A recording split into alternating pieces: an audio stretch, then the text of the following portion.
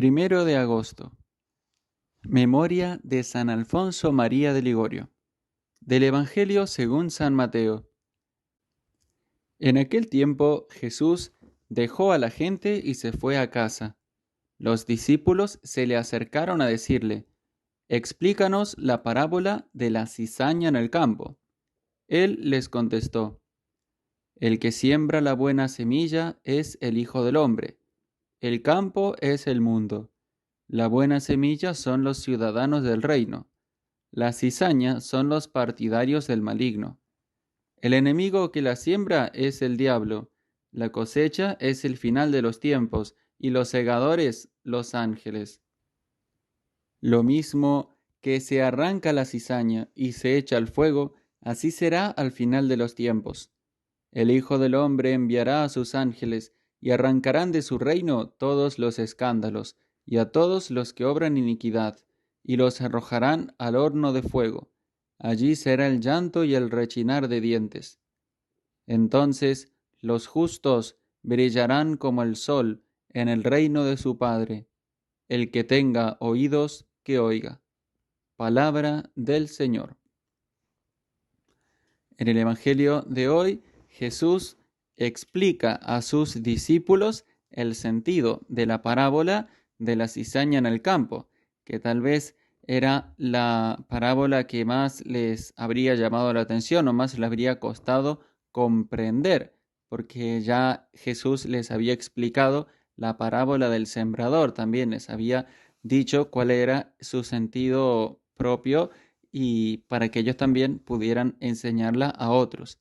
Ahora son los mismos discípulos los que le preguntan sobre el sentido de esta parábola.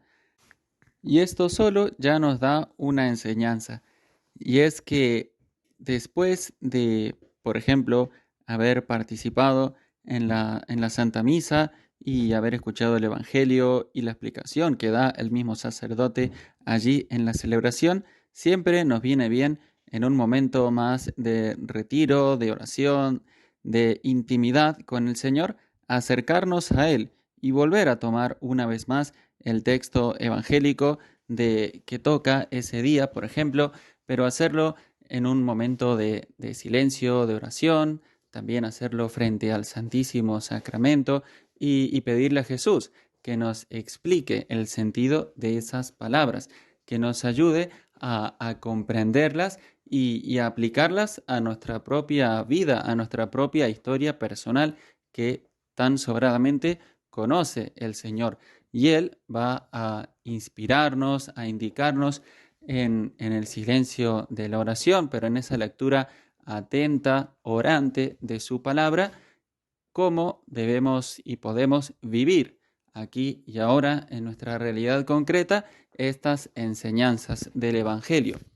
Y eso es una práctica muy hermosa que podemos realizar, por ejemplo, al visitar el Santísimo. Y justo que hoy celebramos a San Alfonso María de Ligorio, que tanto promovió la oración personal. Él, por ejemplo, escribió mucho sobre teología, sobre todo teología moral, teología espiritual, muchísimos sermones, cartas y libros a montones. Pero él decía que había una obra que él quisiera que estuviera en las manos de todo cristiano y que casi decía que él podían dejar sin leer todo lo que él había escrito, pero se conformaba con que se leyera esto. Y era una obra, un libro cortito, pequeñito, muy sencillo, que se llama El gran medio de la oración. Y estaba convencido de que el que reza se salva y el que no reza se condena. El que reza bien se salva y el que no ciertamente está en camino de condenación, de perdición, por rechazar ese medio que el Señor ha dispuesto para obtener la gracia y la misericordia divinas. Y este Evangelio también nos habla, decía San Agustín, de cómo nosotros no debemos precipitarnos en ese juicio, ¿no? Ciertamente no lo leímos hoy, pero sabemos que es parte de la parábola que explica Jesús, cómo los servidores querían arrancar ellos mismos esa cizaña y el Señor, el amo, les dice que no, que se esperen, que se esperen porque cuando llegue el momento de la siega, Él mismo va a enviar a sus segadores para que separen definitivamente la cizaña del trigo. Entonces decía San Agustín que en esta vida la cizaña se puede volver trigo y el trigo se puede volver cizaña. Y los partidarios del maligno se pueden convertir en ciudadanos del reino de Dios y al revés, los ciudadanos del reino de Dios pueden convertirse también o sea, perder esa condición de ciudadanos, de herederos de la vida eterna y perderse, condenarse, ¿no? Hasta el final, hasta el momento de la siega, todavía no está definido el estado final de nuestra salvación, ¿o no? Por eso también San Alfonso María de Ligorio decía la gracia extraordinaria, la gracia que nadie puede merecer y que solamente podemos pedir con humildad, y es la gracia de las gracias, la perseverancia final, el poder terminar nuestros días en la paz con el Señor.